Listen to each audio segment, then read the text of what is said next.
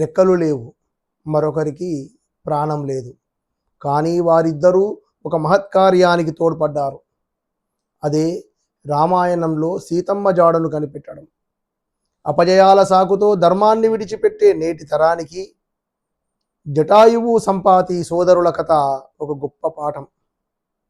జటాయువు వృద్ధుడు, రావణుడు మహాబలశాలి, మాయావి.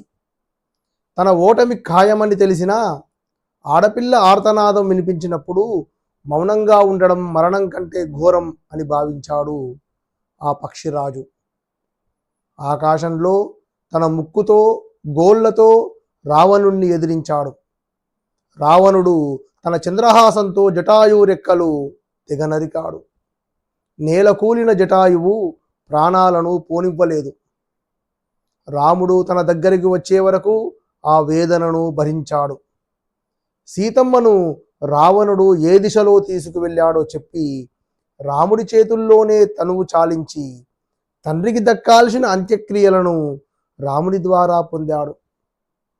ఫలితం గురించి ఆలోచించకుండా చేసే ప్రయత్నమే గొప్పదని ఈ ఘట్టం నిరూపిస్తుంది.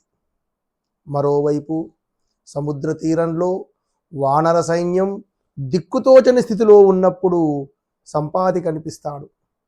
ఒకప్పుడు సూర్యుని వేడి నుండి తన తమ్ముడు జటాయువును కాపాడబోయి తన రెక్కలను పోగొట్టుకున్న త్యాగశీలి అతడు.